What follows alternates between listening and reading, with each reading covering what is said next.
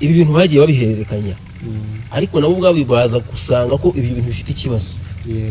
Uri kumva bati ibi bintu duhora duhererekanya hari umuntu ushobora kuzageraho ugasanga avanzemo ibindi bintu bige noneho ikibazo kikagenza gute kikavuka. Bafata umwanzuro nabyo wo kubishyira mu nyandiko. Uri kumva bafata umwanzuro wo kubishyira mu nyandiko. Bamaze kubishyira mu nyandiko baza kubyandika kiba igitabo kinini cyane cy'amategeko nyine yandi ariko y'iki y'imigenzo.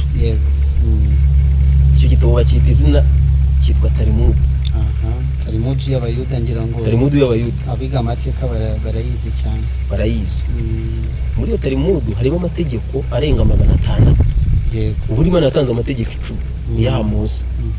Ariko Abayuda baragiye bayigotesha andi mategeko avuye muri ya mihango tuvuze haruguru.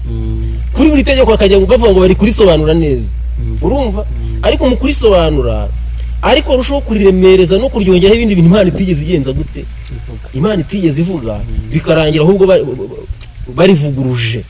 Uri kumva amategeko agera kuri 600 ariko muri ayo mategeko isabato itegeko rya 4 barizengurukije amategeko agera kuri 39. Wibuke kwezi umunsi w'isabato iminsi 6 ujya ukora aba ari ukoramo imirimo yawe yose, ariko uwa 7 ni isabato y'Uwiteka Imana yawe, ntukagire umurimo wose uwukoraho.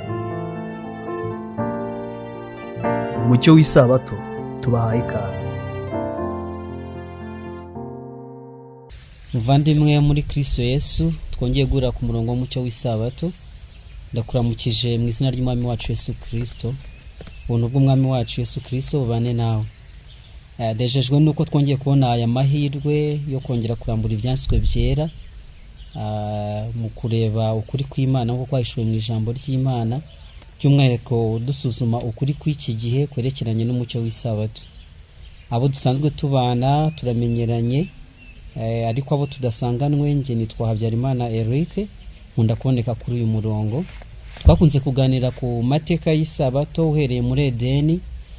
Tumaze iminsi tureba iby'abahanuzi ndetse no mu gihe cy'abami, ariko ubu noneho tugiye kwinjira mu kindi igika cy'ingenzi cyane, kandi ntabwo ari njyenyine tuzabana, ahubwo ndi kumwe na mwene data tuzafatanya iki igika cyerekeranye n'isabato mu gihe cya Yesu Kristo. Ariko mbere yuko tugera mu gihe cya Yesu Kristo, hari ibintu tugomba kubanza gusuzuma, twibaza ngo mbese isabato ihuriye he n'Abayuda ndetse na Kristo. Ni ibintu by'ingenzi cyane kugira ngo dusobanukirwe, kuko tubona yuko habayeho kugongana kw'Abayuda ndetse n'inyigisho za Yesu Kristo mu buryo bw'umwihariko kubyerekeranye n'amategeko y'Imana. Ariko icyo tuzatindaho cyane ni itegeko ry'isabato. Ntabwo nje njyenyine rero, ndi kumwe na mwene data, nawe ni umugabo. Ndagira ngo muramutse mu izina rya Yesu. Muvandimwe ndakuramukije. Urakoze cyane Eric. Yego, ngo ayikaze rero kuri umurongo w'umucyo w'isabato, kandi ndifuza ko mbere yuko tugendana ubanza kwibwira bene data bakurikiranye iki cyigisho ndetse n'ibizakurikiraho hanyuma. Urakoze cyane.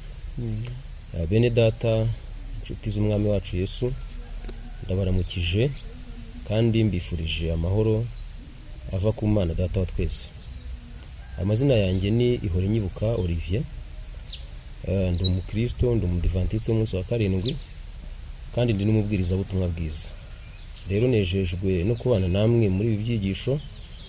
Mbahaye ikaze mwese, kandi nsaba Imana kugira ngo izaduhane umugisha igihe tuzaba turi kuganira kuri iyi ngingo. Yego, urakoze. Mbere yuko tujya mbere, ngiye kugusaba ubanze ufate umwanya usenge kugira ngo Imana iyobore ibiganiro byacu. Mureke twese duce bugufi kugira ngo mbere yo kwiga ijambo ry'Imana tubanze dusabe ubuyobozi bwa Mwuka Wera kubana natwe. Mana yacu nyiri cyubahiro, izina ryawe ryera rihabwa icyubahiro. Amen. Turagushimye cyane yuko waduhaye ijambo ryawe kugira ngo ritubere umuyobozi, twe kugenda mu mwijima. Nta mpamvu dufite yo kugenda mu mwijima, kandi waratanze umucyo. Ubwo rero tugiye kurambura ibyanditswe, twe ntacyo turi cyo nta n'ubwenge dufite bushobora gusobanurira abantu ubwiru bw'ijambo ryawe. Turagusabye ngo uduhe umwuka wawe wera, we wayoboye abanditse izi nyandiko, abari nawe utuyobora igihe tugiye kuziga tunagerageza kwigisha bagenzi bacu. Umwuka wera abane natwe, azemize imitima yacu, aduhishurire ukuri kandi nadushoboze kukugenderamo kugira ngo tuzabone ubugingo bw'iteka. Bane natwe muri aka kanya kandi uzanayobore ibyigisho bizakurikiraho, tubisenze mu izina rya Yesu. Amen. Amen. Amen. Mvandimwe Olivier, ndagushimiye yuko wakiriye ubutumire bwacu ku mucyo w'isabato, ukaba wemeye ko tuganira kuri ino ngingo ikomeye, ingingo ahari yabihatse izindi dukurikije ikibazo cy'isabato mu bakirisitu. Ntabwo twirengagije andi madini atemera Kristo, ariko abakristo bo bizera Bibiliya. Ni Bibiliya nimwe ariko imyumvire ikaba itandukanye.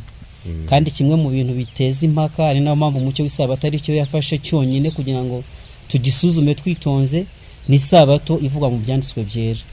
Tugeze aho ruzingiye rero, aho abantu bayoberwa impamvu Yesu Kristo yagonganaga n'itorero yasanze, itorero ry'abayuda ku byerekeye ino ngingo. Mbese wadufasha iki gusobanukirwa ishusho y'amateka y'igihe Kristo yazaga mu isi n'itorero yasanze? Byenda biraza kuduha ishusho y'uburyo Kristo yabyumvaga gutya, abandi nabo babyumva gutya. Byari bimeze bite ukurikije amateka? Iyi ni ingingo y'ingenzi kandi reka mbanze nshimire n'Imana kubw'umurimo yicano y'umucyo w'isabato ikora wo guhishura ukuri. Ku ngingo nk'iyi ngiyi iba yaribasiwe n'umwanzi cyane ku buryo abantu benshi baba bari mu mwijima w'icuraburindi ntibamenye icyo ukuri ari cyo ku kijyanye n'ikijambo ry'Imana rivuga.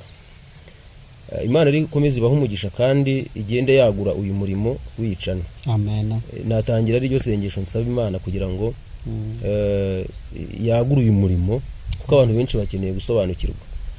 Ikindi kandi n'abakurikira ibyigisho bajye babikwirakwiza, kuko bifite ukuri kwimbitse kandi gushobora kugira icyo kumarira abantu bifuza ubugingo buhoraho mu by'ukuri. Amen. Ku kibazo rero mbajije, buriya ibintu biba bifite ahantu ikibazo cyinjiriyemo, nubwo abantu batabimenya. Yesu igihe yazaga mu isi, iyo wenda ngiye kugusaba udusomera amasomo amwe kuko turakoresha Bibiliya cyane, twifashishe n'amateka kuko iki kintu tugiye gusesengura ni ikintu gishingiye ahanini ku mateka. Rero birasaba ko twifashisha n'inyandiko z'amateka.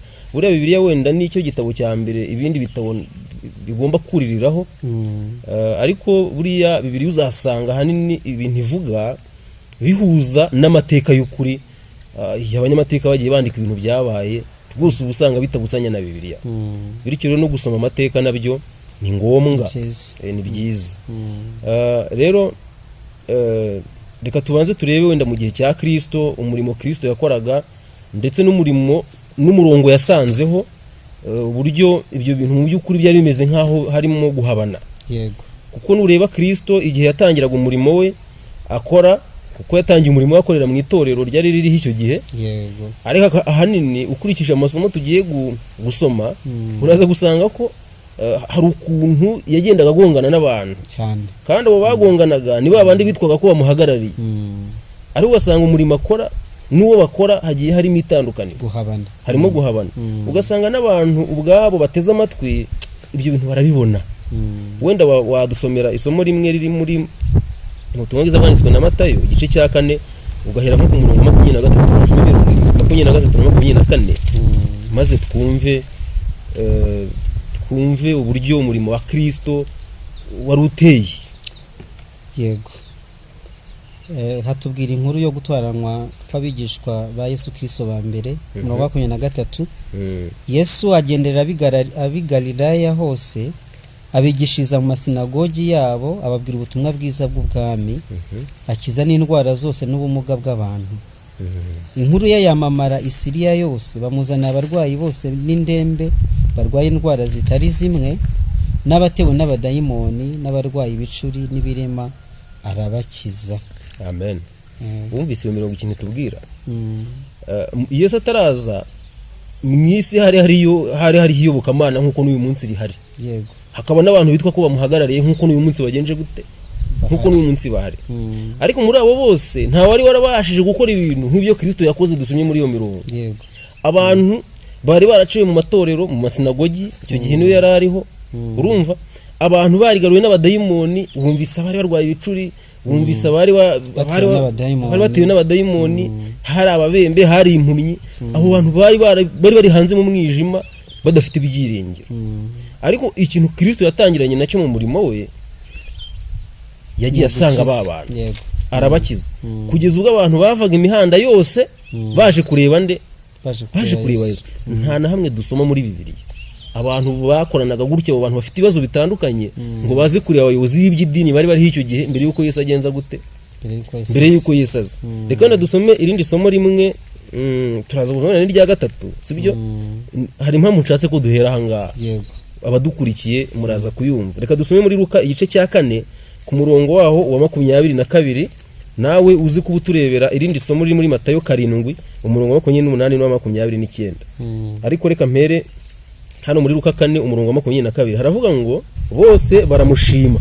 Yaramaze gusoma isomo ry'umuhanuzi Yesaya. Yego. Bose baramushima, batangazwa n'amagambo meza avuye mu kanwa ke. Hano nashakaga. Yego. Batangazwa n'iki? N'ayo magambo. N'amagambo yaramaze kubabwira ngo avuye mu kanwa ke. Barabaza bati, mbese aho uyu si mwene Yosefu? Batangajwe n'ukuntu umuntu bari bazi, batangazwa n'ibyigisho bye, kandi bamuzi muri karitsiye. Yego. Dusomera irya somo nakubwiye, Matayo 7:28. Yesu amaze kuvuga ayo magambo yose, ba bantu batangazwa no kwigisha kwe. Kuko yabigishaga nk'ufite ubutware, ntase n'abanditsi babo. Yakoze cyane.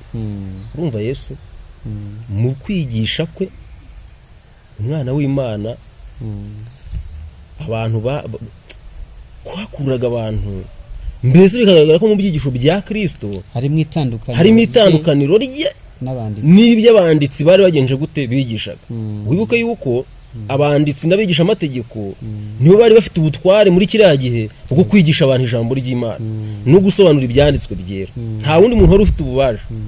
Ariko noneho uburyo basobanuragamo ibintu n'ukuntu Yesu yaje nabasobanuramo ibintu, ndetse ibyo bakoraga n'ibyo Yesu yakoraga, itandukaniro ryahise rigenza gute, ryahise ryigaragaza.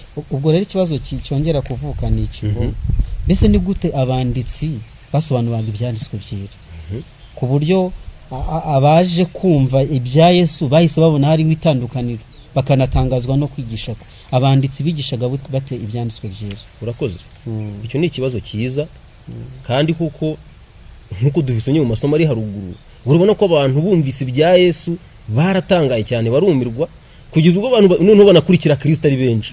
Abantu bakajya bava imihanda yose tumaze kubisoma. Bageze ni Siriya, nibuka ko Siriya ari kure cyane ya Yerusalemu.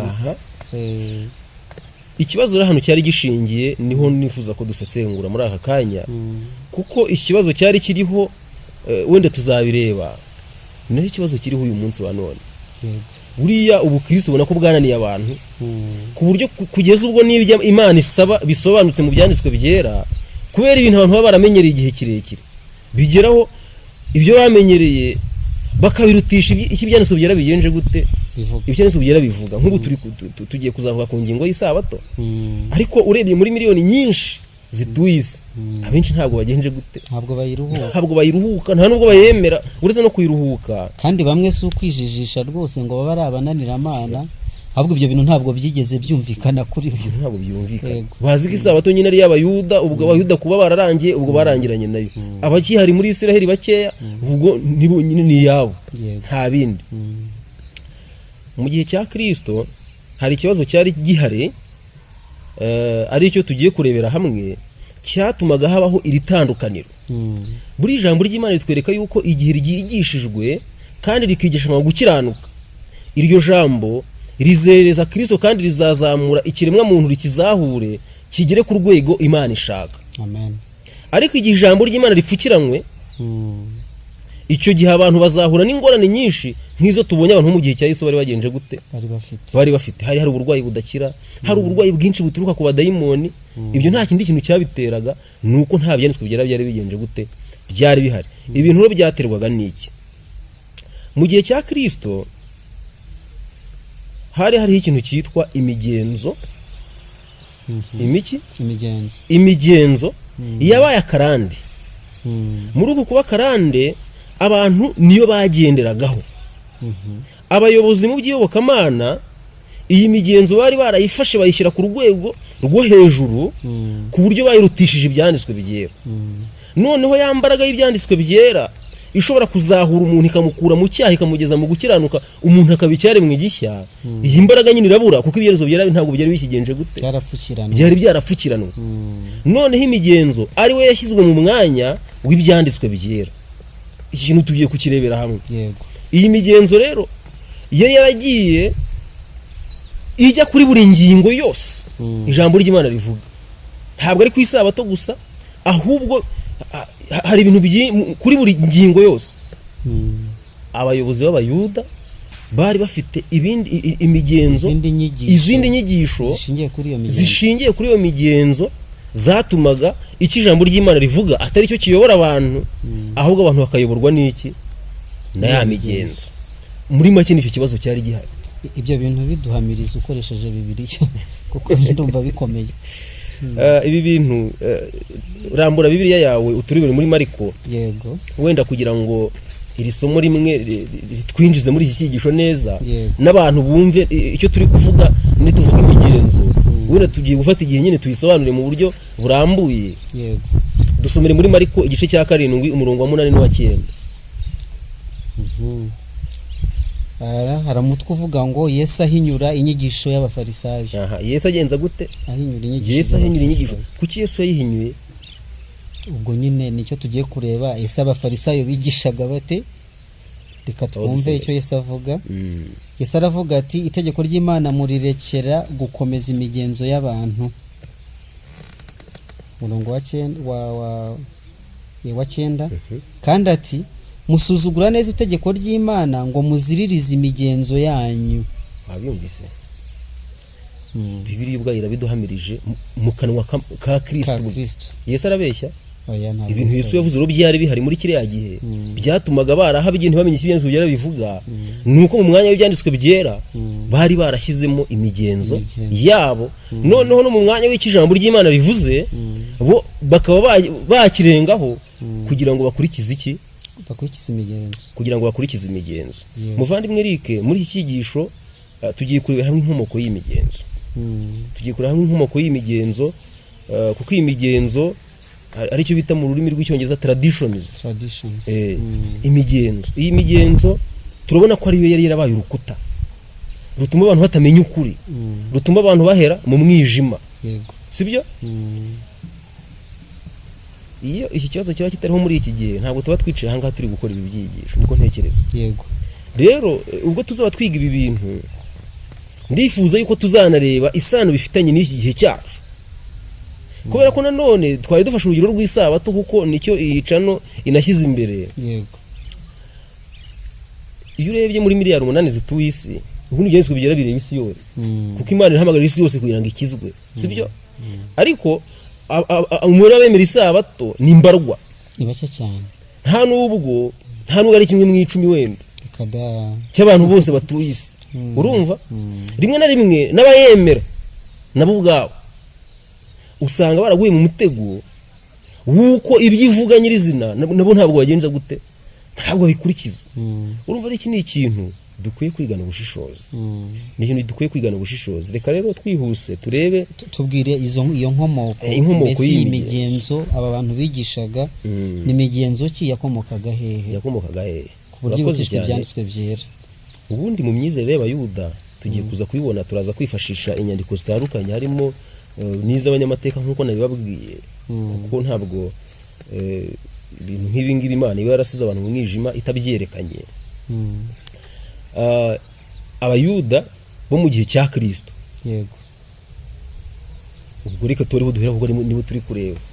Mbere nyine izo nyigisho bari bafite tubonye Yesu yabatungiye utuye bati ibyo bintu nta hantu bihuriye n'amategeko y'Imana. Tugiye koza ngo bari barabikuye hehe, sibyo? Ubu hari ingingo zirakoresha tungiye kukubwira kugira ngo n'abadukurikiye bazumve. Abayuda ikintu cya mbere bizeraga ko bafite urusobe rw'imigenzo, uri kumva, igizwe n'ibyo bitaga ko ari inyandiko za Mose. Yego.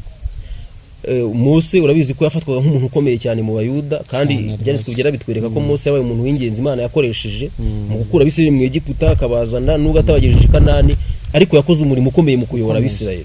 Imana yaramukoresheje cyane. Rero Abayuda bageze ubwo bizera yuko igihe Imana yahamagaraga Mose ku musozi Sinayi ngo imuhereze amategeko 10, uzi ko yamaze iminsi 40 ari kumwe n'iki n'Imana ku musozi. Igihe Mose yaravuye ku musozi yaraje ibintu Imana yamubwiye arabyandika. N'amategeko 10 yo yari yaranditswe n'urutoki rw'Imana ubwayo. Yego. Irayamuhereza. Noneho n'ibindi bintu Imana yahamubwiriye Mose arabyandika abishyira mu gitabo cyizwe ngo ni igitabo cy'iki cy'amategeko, Tora. Hari hakubiyemo bya bitabo 5 Mose yagenje gute? Mose yanditse Tangiriro, Kuva, Abalewi, Kubara no Gutegeka kwa kabiri. Yego. Ibyo bintu Abayuda bari babifite, Abisirayeli bari babibitse. Ntabwo Abisirayeli bizera yuko imigenzo harimo ikomoka muri ibyo bintu Mose yagenje gute? Yanditse muri ya Tora yanditse muri bya bitabo 5. Urumva? Icya kabiri rero bageze ubwo bizera ikintu ngiye kubwira kinateye ubwoba, ari nayo cyaje guteza ikibazo. Bavuga yuko hari ibintu Mose atanditse ariko Imana yaragenje gute? Yamuhishuriye. Baravuga bati uriya Mose ntabwo ibintu byose Imana yamuhishuriye yabyanditse, yanditswe byose. Ahubwo Mose ngo yaraje amaze kuzagira bimwe yandika ariko ibindi ntiyabyandika. Ubwo ibindi yabibwiye abakuru baraho. Iyo ni ingingo ya mbere. Katugende gake gake. Ingingo ya kabiri rero kuko turi kwa inkomoko y'imigenzo. Yego. Ingingo ya kabiri bizeraga yuko hariho uburyo bwo guhererekanya, icyo bita transfer mechanism. Yego. Uburyo bwo guhererekanya amakuru. Urumva ibintu natwe turabizi, tuzi amazina y'inka, tuzi ibisigo by'u Rwanda, nuko hariho urwo ruhererekana. Abantu bakabiha umwana akazabiha umwana we gutyo. Nabo biziraga yuko bya bintu Mose Imana yamuhishuriye ntabyandike kuko ibyanditswe byo biroroshye kubibona. Iwanyu hasanze igitabo nawe uzagisoma umenye n'uwacyanditse. Yego. Ariko noneho bya bintu bitanditswe bizaba ngombwa yuko hari umuntu mwicana kugira ngo abikubwire. Nk'ubu ngubu ushobora kwicara ukavuga uti data yitwaga gutya cyangwa yitwa gutya, sogokuru yitwa gutya, sogokuruza yitwaga gutya, ukabibwira umwana akabifata nawe akazabibwira abandi, ugasanga umuntu azi ibisekuru wenda nka 5 by'iwawe. Ku Bayuda rero nabo bya bintu Mose yanditse byari biri mu gitabo byo bari babifite mu mizingo, ariko no hari ibindi bintu ngo atanditse bizeraga ko nabyo Imana yamubwiye. Noneho mbere yuko apfa ngo abibwira Yosuwa. Yego. Yosuwa nawe abibwira abacamanza bamusimbuye. Yego. Abacamanza nawe babibwira abahanuzi. Ngo ibyo bintu biraherekanwa kugeza ubwo bigera ku bari bariho mu gihe cya Yesu, bari bahagarariye bakibigenderamo, bari abakuru b'idini icyo gihe. Ibyo bintu rero by'uruhererekane, ubwo buryo bwo guhererekanwa amakuru kandi bwizewe, cyari ikintu kidacika kandi kiriho muri Isirayeli mu Bayuda. Ubwo icyo ni icya kabiri. Icya gatatu noneho cyatumaga nyine bya bintu bikomera, bizeraga yuko hariho noneho ntago ari usuba ngo bizeraga, ahubwo bashyizeho ishuri, reka turi ko turigita teaching office. Urumva, ishuri ryo kwigisha bya bintu no kubibungabunga. Kuko urumva ibyo bintu bigomba kwigishwa rubanda kugira ngo bamenye imyitwarire Imana yategetse binyuze muri Mose, mu byo yamubwiye akandika no mu byo atanditse. Ubwo rero bari bashinzwe kuvanamo amabwiriza, imigenzo igomba gukorwa muri bya bintu, bakabyigisha rubanda rukabikora, nabo ubwabo bakabyigisha. Nyakaba abantu b'intiti bize cyane bashinzwe kwigisha bya bintu no kubibungabunga kugira ngo nibanapfa baze basize abandi bantu bagenje gute, babyigishijwe.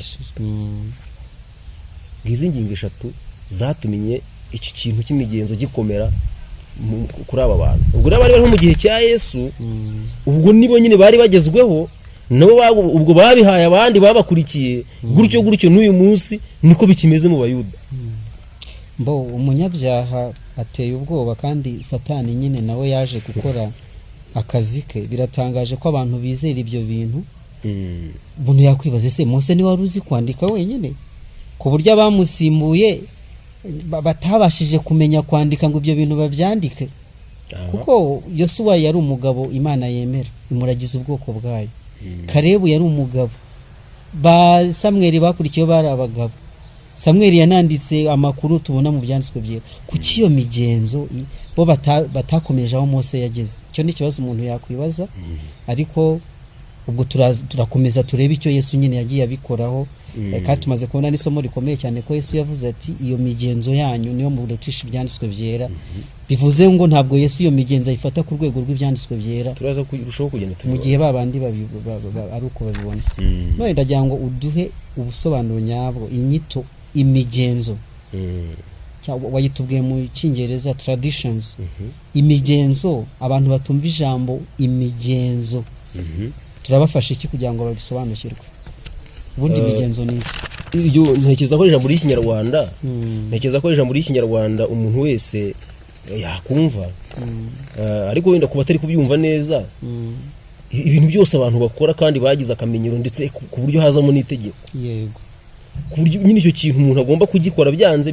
Reka dufate urugero. Yego. Nk'Imana yavuze ngo wibuke kweza umunsi w'isabato. Iryo ni itegeko ry'Imana. Sibyo? Kuko Imana ritegetse umuntu wese ushaka kubaha Imana agomba kugenza gute? Agomba kubishyira mu bikorwa. Ubu n'umugenzo ntago ari ngo bari mubi. Ahubwo igihe umugenzo uhabanye n'urugero rw'imico mbonera abantu bakwiye kuba bafite. Icyo gihe wa mugenzo uhinduka ikibazo, uhinduka mubi. Urumva? Ikibazo rero cyari kiri kuri imyitwarire y'Abayuda, kuko aya mategeko tugiye kuza kubisoma. Ndaje nguhereza ubusobanuro mu kanya hano ifu tugiye kubigeraho.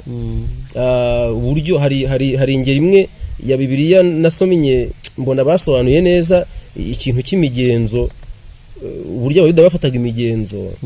Turaza gusoma definition babihaye urushaho kubyumva. Iyo ibyo bintu bikozwe ariko bikaba bihabanye, kuko Bibiliya niyo rugero rw'imico mbonera. Nicyo gipimo cy'imico mbonera. Yego. Ikintu cyose gikozwe abantu bakaba barahisemo gahunda y'imyitwarire yabo, ariko ihabanye n'icyo byanditswe byera bigenje gute bivuga. Baba bafite imigenzo ariko igenje gute ipfuye, nubwo bavuga ko bayikura kuri ba sekuruza babo. Sibyo? Iki kintu rero urumva cyaje kubaka navuga nk'agasanduku gakomeye mu Bayuda. Ntabwo batangiye imigenzo bayifata ikiswe imigenzo ahangaha. Ikiswe imigenzo ubwo reka wenda ngusomere bwa busobanuro ahangaha bakoresheje ni version ya Bibiliya yitwa International Standard Bible. Yego. International Standard Bible ni version ya Bibiliya izwi nkuko hariho za King James, hakabaho Holy Bible n'izindi Bibiliya igiye ifite ingeri nyinshi. Encyclopedia rero isobanura amwe mu magambo yo muri Bibiliya baje gusobanura imigenzo, uburyo Abayuda bafataga imigenzo barabyerekana. Basobanuye ko imigenzo mu iyobokamana ry'Abayuda byari bisobanuye inyigisho zitanditswe zahererekanijwe n'abakuru b'Abayuda kuva kuri Mose, zafashwe nk'izinganya ububasha n'ibyanditswe byo mu isezerano rya kera, kandi zafatwaga nabo nk'aho binganya ubushobozi mu gutegeka no kugena imyitwarire yabo n'ibyo bizera. Yego. Urumva? Iyo bavuze tradition ku Bayuda cyangwa umugenzo ku Bayuda, ni ibintu byari bisobanuye. Ni rwa ruhererekane rwa bya bintu ariko bitanditswe. Ntabwo imigenzo ari ya bindi Mose yanditse biri mu mategeko. Ahubwo ni bya bindi atanditse bivuga ngo yabwiwe. Nawe akabibwira bakurikiyeho. Uri kumva? Nibyo baje gushyira ku rwego bigomba kugena imyitwarire yabo.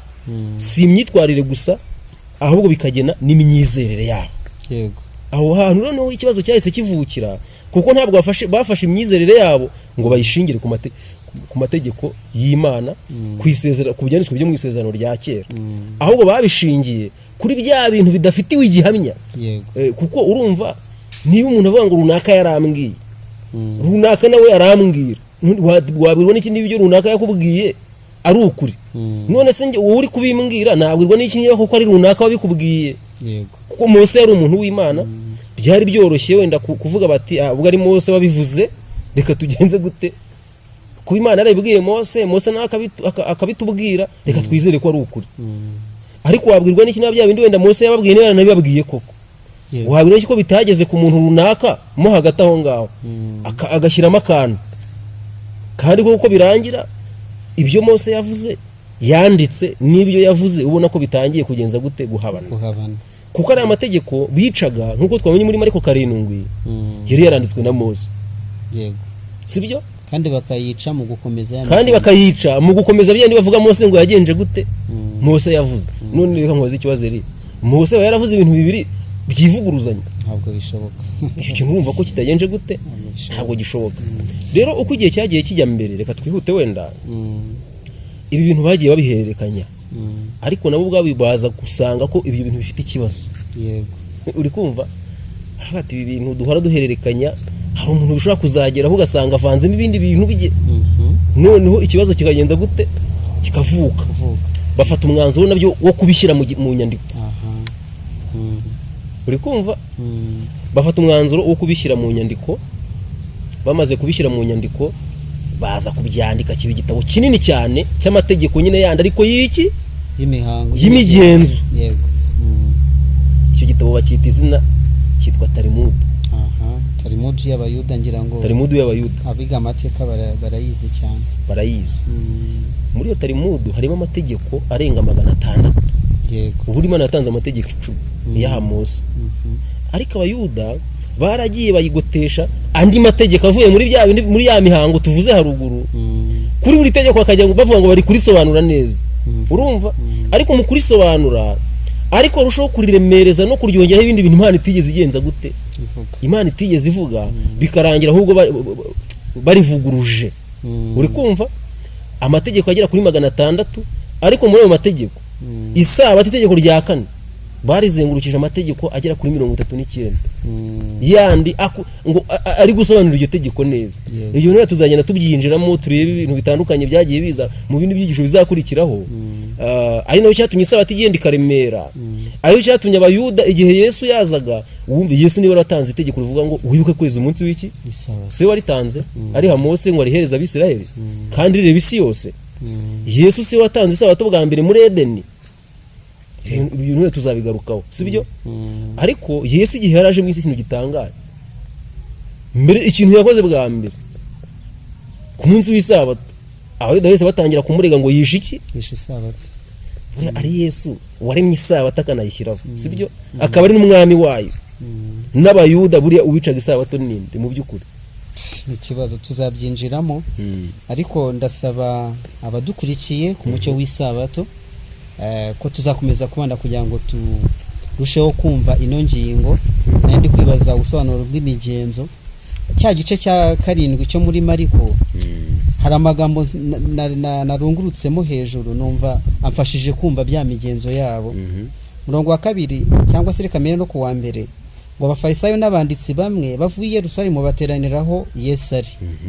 Babona abigishwa be bamwe barisha ibyo kurya bya bintoki zihumanye, bisobanurwa ngo zitajabitswe mu mazi.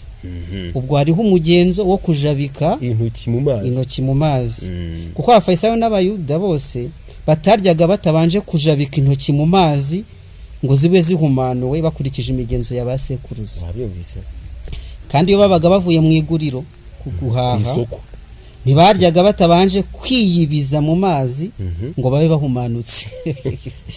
Hariho n'ibindi byinshi bategetswe na basekuruza babo kubiziririza, nko kujabika ibikombe n'inzabya n'inkono z'imiringa. Urumva yuko ni ibintu byinshi n'ibindi 600 nakubwiraga birenga bashyize muri cya gitabo cyabo. Yego. Imigenzo ubwo ni ibintu byagizwe akamenyero tuvana mu mateka ya basogokuruza bacu, tukabifata nk'umuco udahinduka. N'uyu munsi rero biriho. Ubwo uzadusangiza byinshi byimbitse kubyerekeranye nibyo turi gusuzuma nyine byaje kugonganisha Abayuda na Yesu Kristo. Ari nabyo tugonganisha na Yesu uyu munsi kuri itegeko rya 4. Yego.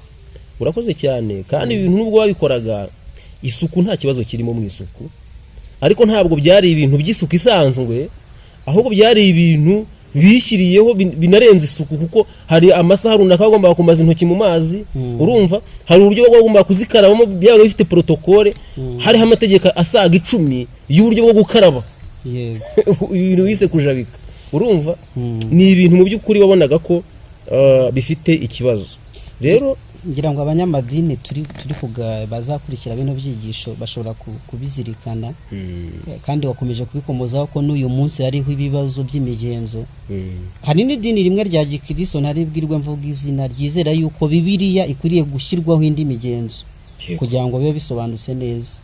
Tuzabona tugiye guhamba abo twapfushije, hari abanyedini baza bakanyanyagizaho utuzi, uwo muhango ukaba ari gikomeye cyane ko kigomba gukorwa kugira ngo wa muntu ashyingurwe. Biriya byo kuzana indabo ntabwo nzi aho byakomotse, ariko n'umugenzo dufite w'icyubahiro mu gushyingura. Ibyo byose uvuze ibyo gukaraba intoki, hari idini naryo ryemera iby'imikarabire, niba bagiye muri toilette bikaba ari itegeko naryo ry'idini gukaraba, akaba ari ubumwe mu buryo bw'imyigishirize cyangwa se bw'imisengere igihe umuntu agiye gukaraba. Ibyo byose ni imigenzo rero abantu bagiye bishyiriraho bidakomoka mu byanditswe byera. Sinzi rero aho twasoreza muri uyu mwanya, twari turi kureba iby'imigenzo, impamvu ikomeye cyane yatumye Kristo atumvikana n'abayuda, ndetse igatuma abakristo benshi uyu munsi batabasha gusobanukirwa n'icyo Kristo yaje kwigisha icyari cyo. Ariko Kristo amaze kutwereka yuko icyo yarahanganye nacyo ahangaha ari uko itegeko ry'Imana barirekeye gukomeza imigenzo y'abantu, kandi dusobanuye imigenzo icyari cyo, utweretse naho yagiye ikomoka. Sinzi icyo wongeraho rero kugira ngo tuze kugana ku musozo. Tuzagaruka tureba imwe muri iyo migenzo kugira ngo dusobanukirwe byimbitse n'ukuri kw'ijambo ry'Imana. Urakoze cyane. Wenda narangira abantu amareferanse bazagenda bifashisha kugira ngo nibashaka gucukumbura byimbitse kuri ikintu cy'imigenzo, kuko ni ikintu kirambuye cyane. Hari abanyamateka bagiye babyandikaho cyane. Hari nk'umunyamateka nawe ubwe yari umufarisayo witwa Flavius Josephus banzazwi cyane mu mateka arazwi cyane. Uyu nguyu yanditse igitabo cyitwa Antiquities of the Jews. Abantu bashobora kugishaka bakakibona bakagisoma, gikubiyemo ibintu byinshi bivuga kuri iyi migenzo y'iki, kuri aya mateka yabo. Hari undi witwa Marcel Simon. Uyu Marcel Simon nawe yanditse igitabo cyiza cyane cyitwa Jewish Sect. Nawe ibi bintu yagiye abivugaho muri iki gitabo, avuga ku byiriya Talmud cyane, asobanura ariya mateka yose. Ndetse hari n'undi munyamateka umwe navuga witwa George Footmore. Uyu nguyu nawe yanditse igitabo cyitwa Judaism.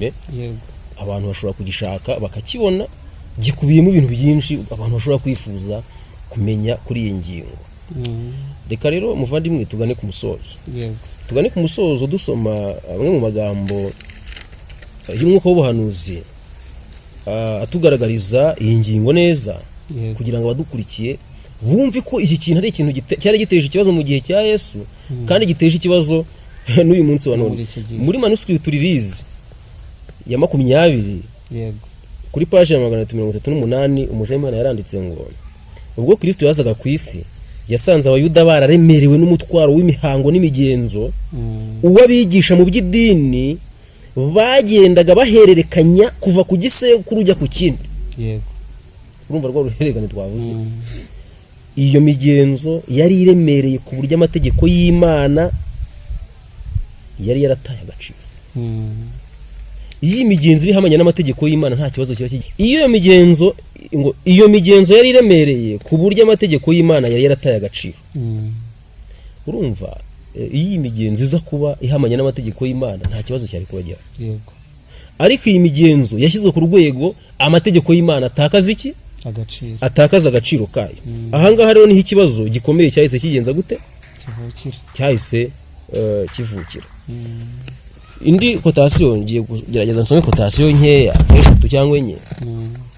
kuko wenda abandi bazagenda nabo bashakashaka mu byanditswe. Yego. Nubwo tuba turi ahangaha twicaye tubwira abantu ijambo ry'Imana, ariko turashishikariza abantu kujya bigira mu ijambo ry'Imana ubwo bagasoma. Amen. Kubera yuko kimwe no mu bintu Satani ashishikariye cyanagejeje abayuda ahangaha bageze, nuko bashyize ibyiringiro byo mu bayobozi bakumva ko aribo bazajya bagenza gute bababwira babagaburira. Rero icyo twe dukora ni ugusa nk'abakangura amatsiko yanyu, tukabereka ijambo ry'Imana namwe mukagenda mukishakashakira. Mu bifuzwe ibihe byose kuri page ya 58 harimo icyigisho kivuga mu minsi y'impaka n'igihe Yesu yaramaze kuza mu isi. Yego. Umujemana yaranditse ngo kuri paragrafu ya 2 haravuga ngo ubwo ibyifuzo by'abantu byatangiraga gufungukira intekerezo za Yesu, yabonye ko ibisabwa n'abantu bihora bigongana n'iby'Imana isaba. Yego. Aba bantu bari bande? Babanditse n'abafarisayo. Ngo ibintu bifuzaga byahoraga bigongana n'iby'Imana yenje gute iri gusaba.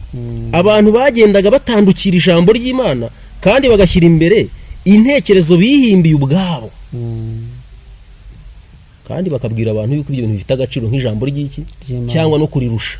Twabibonye ngo bakurikizaga imihango idafite agaciro. Imirimo yabo yari igizwe n'imihango gusa, naho amahame y'ukuri kuboneye kwagombaga kwigirwa muri yo ntigusobanukira abaje gusenga. Yabonye ko mu mirimo yabo ibuze kwizera nta mahoro bari bafite. Ntabwo bari bazi umudendezo wo mu mutima bagombaga kubonera mu gukorera Imana mu kuri. Yesu yaraje kwigisha icyo gusenga Imana by'ukuri bisobanuye. Amen. Kandi ntiyagombaga kwemera kuvangitiranya amategeko y'abantu n'amategeko yera y'Imana. Amen. Niyo mpamvu intambara zahise zigenza gute zahise zivuka. Ntiyigeze arwanya cyangwa ngo akurikize amategeko y'izo ntiti z'abigisha. Yego. Ntabwo yagiye mu ntambara zo kurwanya ibintu. Hari igihe tureba natwe ibintu bidakuriye muri iki gihe, tukumva ko igisubizo kizazanwa no kujya ku karubanda tukagenza gute tukajya guhangana nabyo. Ntabwo ari uko Yesu yabigenje. Ahubwo umva icyo yakoze. Ubwo yabonaga byamurenze kubera imico ye yoroheje, yerekanaga ijambo ry'Imana mu gushyigikira imyifatire ye. Amen. Ubwo yagendaga mu buryo butandukanye na bya bindi abantu bagenje gute bishyiriyeho, bamurembye ibidafite icyo bitwaye yarabikoraga. Ariko ibigonganye n'iby'Imana agakurikiza iby'Imana. Maze bamubaza impamvu atandukira akabwira ngo handitswe. Amen. Nuko dukwiye kwitwara natwe igihe tuzabona hari ibintu bitari kugenda neza. Yego. Ngo mu buryo bwose bushoboka bwo kwicisha bugufi ndetse no kumvira, Yesu yagerageje gushimisha abahuye nabo bose. Kubera ko yari umunyamahoro ucisha make, abanditsi n'abakuru batekerezaga ko byaborohera kumucengezamo inyigisho zabo. Bamugisha impaka ngo yemere inyigisho n'imihango byagiye byigishwa n'abigisha amategeko uhereye kera. Uruho y'ibyo yaraherereka ngo twabibonye. Ariko ababaza ububasha bafite ku byanditswe byera. Yagombaga kumva ijambo ryose riva mu kanwa k'Imana, ariko ntiyagombaga kumvira ibihimbano by'abantu. Icyaduha tukamera nka Yesu muri iki gihe. Yesu yagaragaraga ko azi ibyanditswe byera uhereye ku itangiriro ukageza ku iherezo, kandi yabyigishaga mu kuri kwabyo. Abigisha amategeko bumvise bakozwe n'isoni kwigishwa n'umwana, bavugaga ko aribo bagomba gusobanura ibyanditswe byera, kandi ko we yagombaga kwemera ubusobanuro bwabo. Barakajwe no kubona ahangana n'ibyo bavugaga. Yego. Nshuti muvandimwe udukurikiye, urabona ko iki kibazo cyari kiri mu gihe cya Yesu cyari ikibazo kiremereye, ariko uburyo Yesu yakoresheje ngo ahangane nacyo kwari ukumenya ukuri. Yihatiye kuba umwigishwa w'ibyanditswe byera by'ukuri, uhereye ngo mwitangiriro ukageza hehe? Ukageza mu byahishuwe. Ntiyemera kubivangitiranya n'ikindi kintu. None igihe bazaga bamubaza bati kudakurikiza ibi ngibi, Yesu yaravuga ati handitswe ngo. Ngiye gusoma indi paragrafe. Iki gitabo ni cyiza cyane, ndashishikariza abantu kugisoma pe. Wifuzwe ibihe byose. Ariko ukimfashije ndakubwira page ubwongera udusomeremo, kuko ngiye kubanzome muri iki ngiki cyitwa imigani ya Kristo. Yego. Imigani ya Kristo harimo amagambo meza. Ndasoma mu makiyani paragrafe imwe.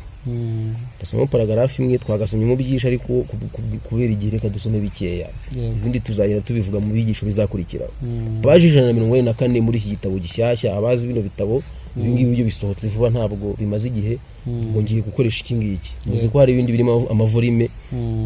Reka nsome ni paragrafe yo hagati ya 2, 2, 3, 4. ngo Kristo yigishije amategeko y'Imana atavanze n'imihango y'abantu. yego Imana ihabwa icyubahiro. Ngo ayigisha nk'urugero ngenderwaho rwo kumvira. Mu gihe abayuda bo bigishaga imihango y'abantu ko ari igomba kugenza gute kumvirwa, Yesu yigishije amategeko y'Imana atavanzemo iki imihango y'abantu. Ngo ibyo Yesu yakoze byabyukije urwango rw'abigisha amategeko. Bari barashyizeho inyigisho z'abantu bazirutisha ijambo ry'Imana. Nuko bituma abantu bareka amategeko yayo. Ntibashoboraga kureka amategeko bihimbiye ngo bumvire ibyo ijambo ry'Imana ribasaba. Ntibashoboraga kwemera kureka ubwibone bw'ibyo batekerezaga no guhimbazwa n'abantu kubwo gukunda ukuri. Ubwo Kristo yazaga yigisha ishyanga ryose iby'Imana ibashakaho, abatambyi n'abakuru bamwimye uburenganzira bwe bwo kubunga n'abantu. Ntibashoboraga kwemera kubacyaha kwe n'imiburo ye, ahubwo babateranya nawe kugira ngo bamwice. Urumva? Ikiranga idini ya Satani nuko bya bintu ryishyiriyeho. Iyo hagize ubivugaho, intwaro bakoresha no kugenza gute? Nuko kwikiza. Yego. Ibi ngibi nabyo bigomba kuzisunamo ku iherezo y'amateka y'isi, tuzagenda tubibona. By'umwihariko ibi ngibi nibyo bigusira itegeko rya 4 turi kureba. Buriyica nifite umurimo utoroshye cyane, utoroshye na gatoya wo gusobanura neza abantu. Kuri ingingo y'imigenzo umuvandimwe reka tuyisoreze kuri page ya 309 ugiye kudusomera paragraphe ya 2 muri icyo gitabo kivuzwe byose. Page 309 hari ikigisho cyitwa ngo imigenzo. Yego.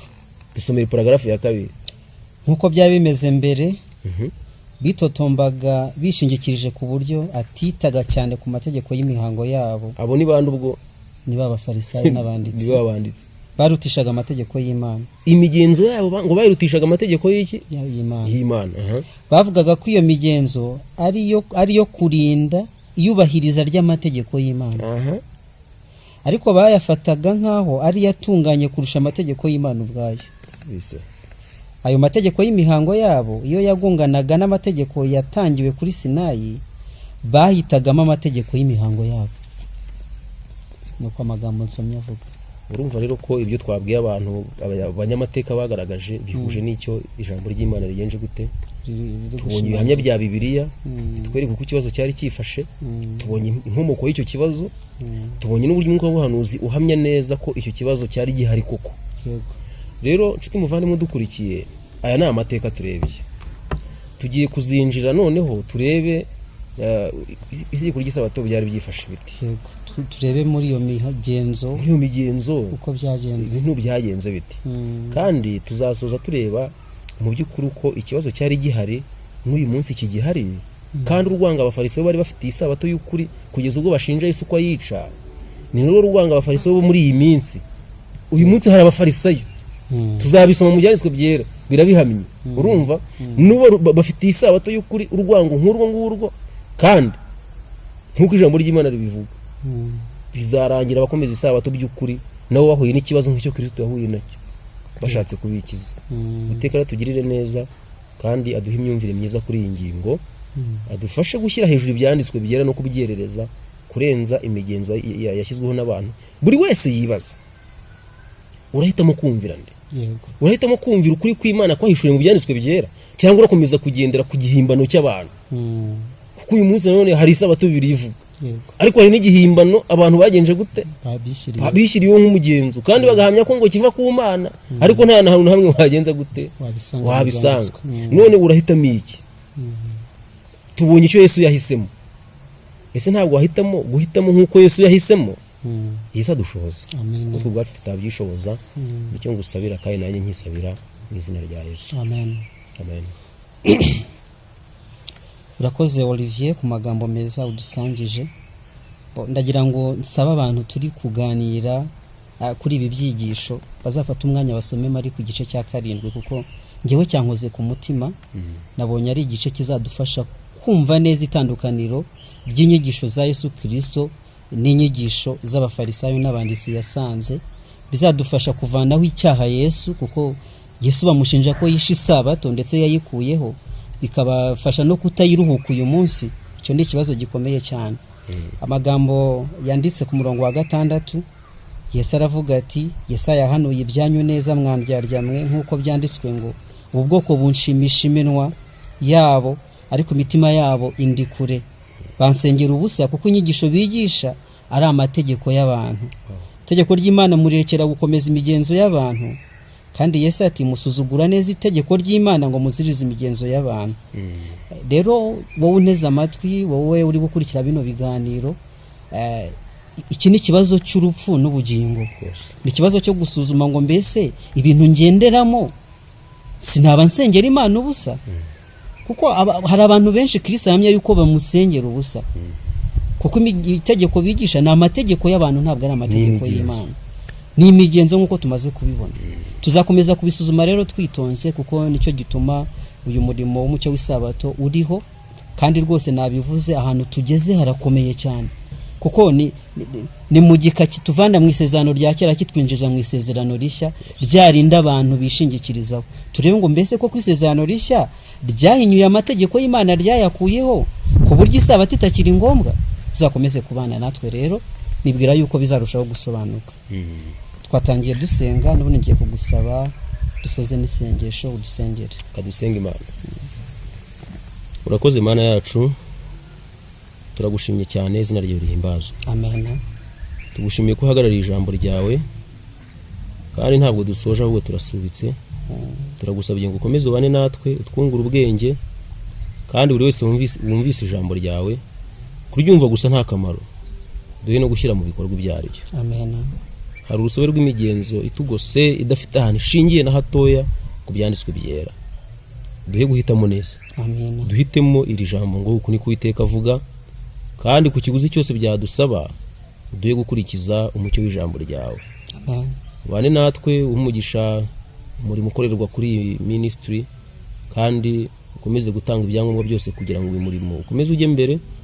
Mwuka wera ashorera ijambo ryawe kugira ngo uwo rizageraho wese, haba aka kanya ndetse no mu gihe kizaza, rizamugirira umumaro. Twese tuzagira umugisha wo kuboneka mu bwami bwawe, ubwo uzatubwira uti nimuze abo data ahaye umugisha, mwinjire mu bwami bw'abatunganirijwe uhereye ku kuremwa kw'isi. Tubisabye twizeye mu izina rya Yesu. Amen. Amen. Amen. Wibuke kwezi umunsi w'isabato, iminsi 6 ujya ukora aba ariyo ukoramo imirimo yawe yose, ariko uwa 7 ni isabato y'Uwiteka Imana yawe. Ntukagire umurimo wose uwukoraho. Umucyo w'isabato tubahaye ikaze.